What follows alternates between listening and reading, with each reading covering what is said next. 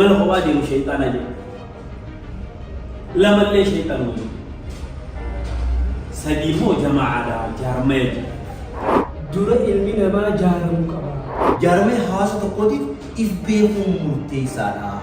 Shaakala jaarmee ammayyaa hawaasa keenya zamana kana jirtu irra caalaan nama bu'aa buusu. Yaadama sangalmaan ga'u Wanni barbaachisu arjummaa qabeenya. Arjaa rabbii faarsee kubbaa miilaa akkuma Afrikaatti booda jirra sababni isaa. tokko jala deema mootii qaba mootii isaa achi teessisanii nama waddaan qaba. Daleedduu qaba daleedduun deemtee daraaraa guutee bishaan fiddii waardiyaa qaba. Waardiyaan afaan gayyee kanarraa ka'u as ta'a.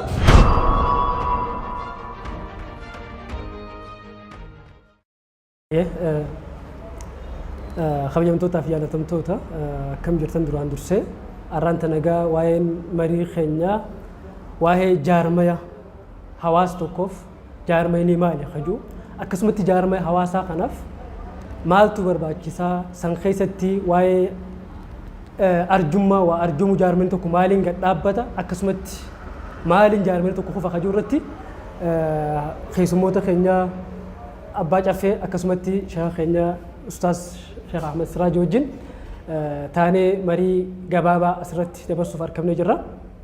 Akkuma beekamu egaa jaarmaya jechuun hiikummaan jaarmaya jechi jedhamu kunu jaaru waan takka walitti qabuu jedhama.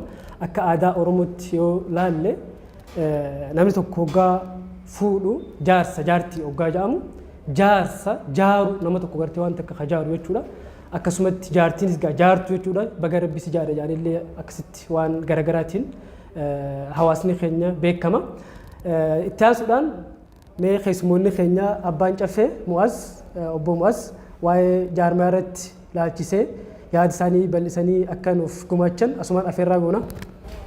Ayyee jaalawwan keenya hundinuu galatoomaa jecha obbo Abdurrahim keessummaa keenyaarraa Turkirraa dhufee as biyya abbaa isaatti teenyee wal arguu keenyaaf hedduu galanni rabbiif haa ga'u jecha akkasuma sheekni keenya Siraaj illeen hojii guddaa as keessaa hojjechuu jiranii mariin teenya dhufaatiin irraa baga nagayaan dhuftan siin jecha anaa dhufuun jaa waa'ee jaarmayaati karraa dubbachuu yaanu jaarmee jechuun maali bu'aansaa faayidaansaa maali ka'umsa jaarmayaatiif maaltu sababa ta'e jaaramuu maal barbaachisa ulaagaa jettu irratti gabaabsinee gabaabinaan dubbanna jaarama jechuun hegeree waan tokkootiif bu'uura cimaa tokko gadhaabuudha dhuunfaadhaan ta'us walii wajjiin ta'us biyyaa wajjiin ta'us jaarmeenni akkaataa isaatiin hiika guddaa qaba namni tokko dhuunfaadhaanis akkuma reefu obbo Abdurrahim jeetti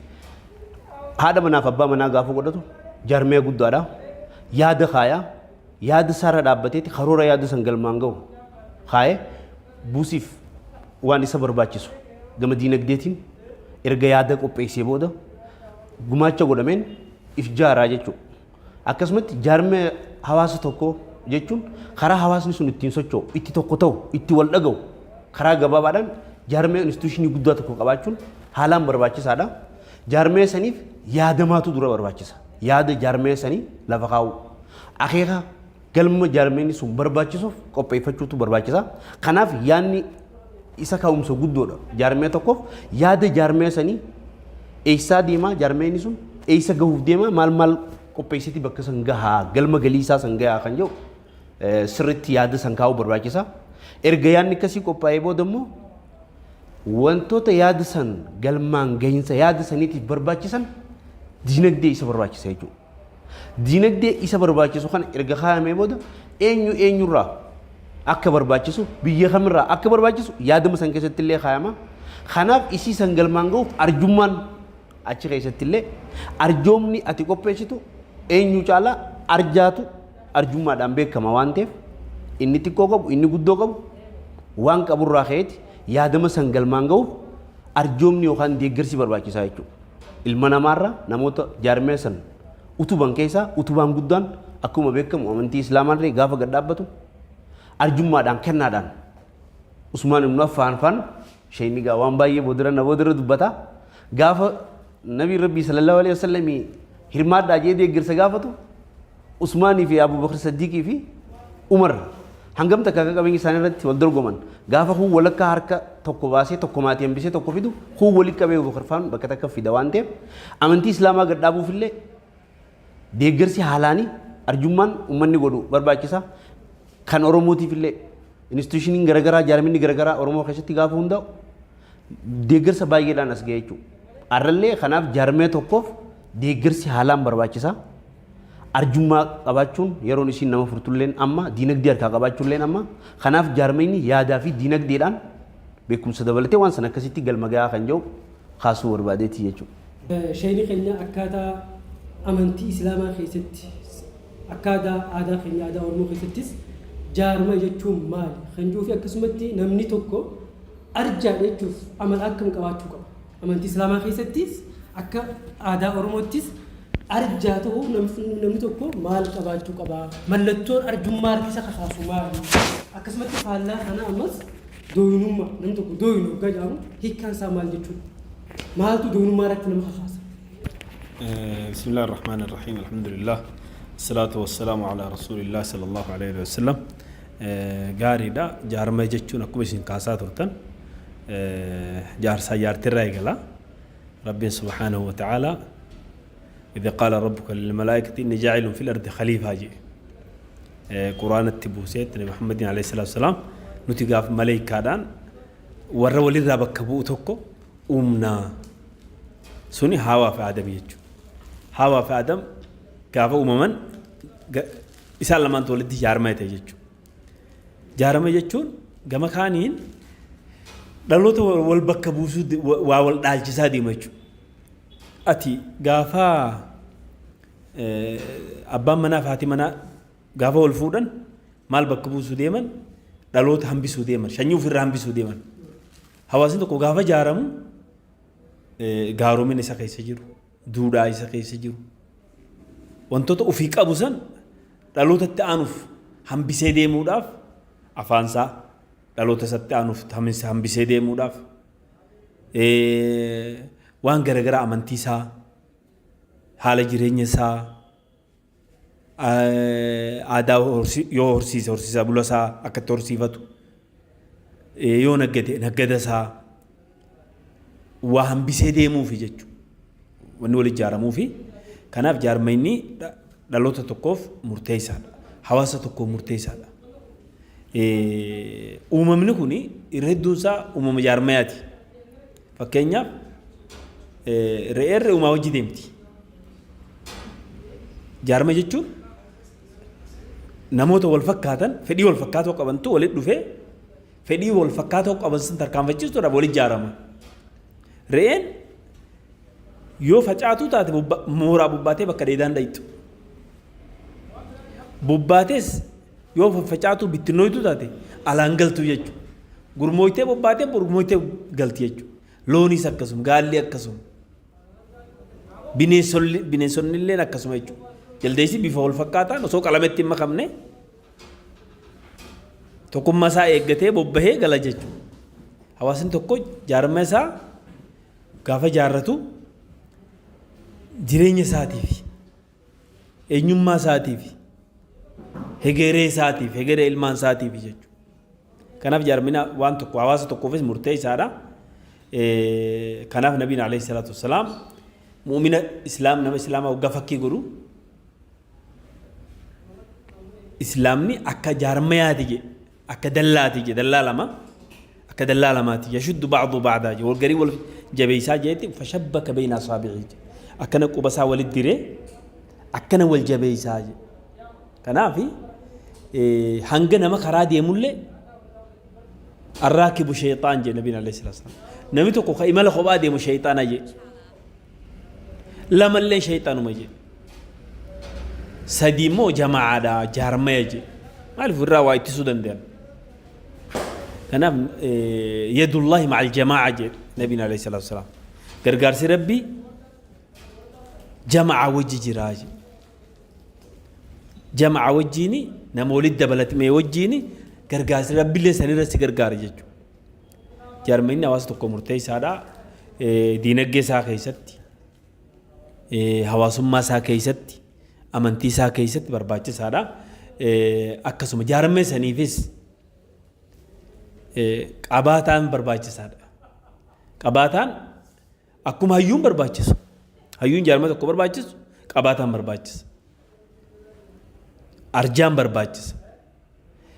Rabbiin subhaanahu wa ta'ala gaafa islaaminaaf qabsaa'utti ajaju lubbuu dura diinagdee dursa jenna.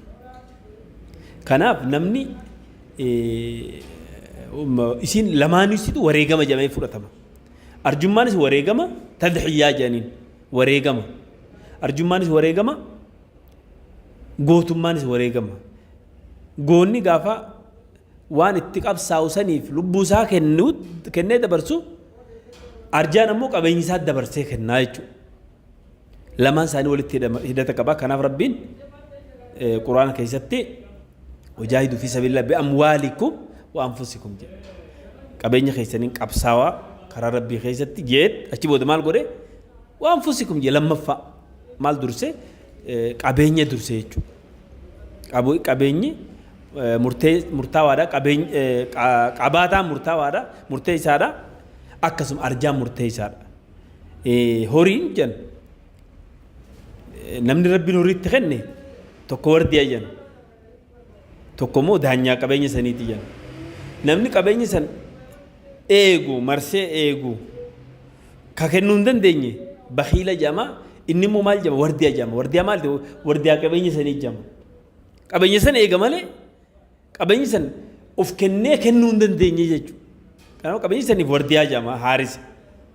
Ka kennu suni maalikul maal walaysa mamluukan lil maal. Qabeenya saniif ergamaa osoo hin taane qabeenya saniif arjaan harkisaa diriiru ta'uu qaba jechuudha. Kanaaf nabiin alayhi salaatu wassalaam akki jedhan guyyaa aduun baatee seentu kana hunda maleekaa lamaa duniyaa tana gubbatti tattaa'a jedhe. Lamaanuu tokko wayii abaara tokko wayii eebbisa jedhe. Ka waa eebbisu kun taa'eeti nama waa kennu san Allahumma aati munfiqan khalafan jedhe. Yaa Rabbi nama kennatu bakka bu'aa kenniifi jaaje. Kunis bira taa'eeti Allahumma aati mumsikan talafan jedhe. Yaa Rabbi nama qabeenya qabee taa'uun badumatti ofii qabeenyi isaa wal nyaata jechuudha. Kanarraa rabbiin hin godhini. Kanaaf rabbiin subhaanahu wa ta'ala yamhuqu Allahu ribaa wa yurbi sadaqaa jedhe. Qabeenya rabbiin hoggaa sii kenne qabeenya kee kana ribaa yootti seene inni barakaa keessaa haqaa ni balleessaa jedhe. Wa yurbi sadaqaa jedhe. Sadaqaan ammoo ni guddisa jedhe.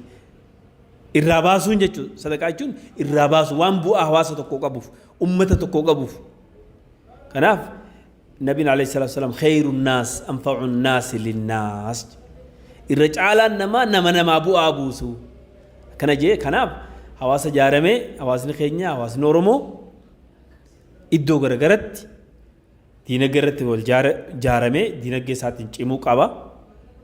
Hawaasni Oromoo hawaasummaan jaaramee wal gargaaruu, wal bira dhaabbatu, wal tumsuu hanga hiyyeessii isaan biratti gareen tokko quufee gareen tokko beelaan osoo hin rakkanne rabbiin qabeenya si kenne kana wafii amwaalihim haqqun lissaa'ili wal mahruum jedhe.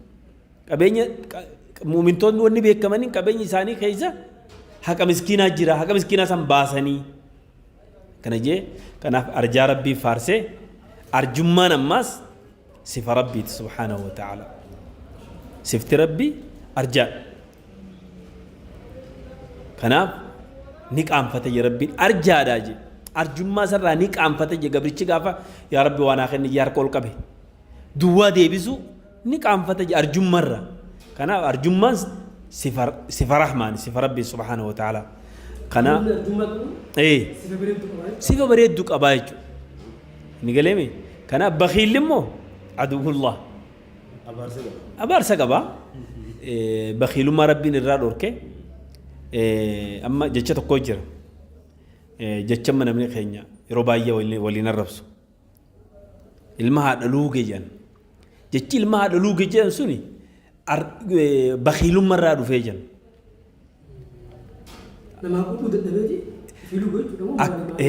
معنى سا أما جتة هذا لوجتنا سلمان بن أكو عجاني قافتك قال رسولا جولة قال إيدو هداني قتني قال فودني ديمتي هاتون قال لي رسولا فودم جنان ميشا ورانا سافودته للبيخ إيجتشو مال جبيتا اليوم يوم الرضع وانا ابن أكو عجي قيان أرى قيا علمي هذا لوجة دوجي دوجي أرى قيان قيا علمي هذا لوجة دوجي إيه بخيلهم ما لبوسا أرجومود أبي جتشو سات مالي في المال لوجس مال الراحة جنان كيسم ما يتلو في جنم تيجا كيسم ما وقت تلو في جندا كيسم ما يتلو في ريتي تكا كبان ilmoo qabdi reettiin tun keessumaa numaan qabnu gaa bulii janiiti bulchan amma yoo reetti ilman keessumaa ni dhagaa ugaa ilman dhagee hirribatti qaamire haadha ilmoo mukatti hidheeti ifirraa hidheet ufii dhaqee luugee jana abbaan manaa reettii san bakiilummaatu akka ugaa inni ilmu namtichi keessumaa kun dhaga'ee hirribaatti hin kaaneefi ifii dhaqee luuge bakiilummaan achiin isa geesseeti namtichi dhaga'ee immoo isaa luugu harkee miti namtichi haadha luuge haadha ilmoo jechuu beeka ilmoo mukatti hidheeti haadha luuge haadha biyya osoo hin taane haadha ilmoo re'ettiidha haati re'ettiidha jechuudha bakiilummaa sadarkaa saniin nama geessi arrabni ilma haadha luuge jiruun kuni arraba bakiilaatii jechuudha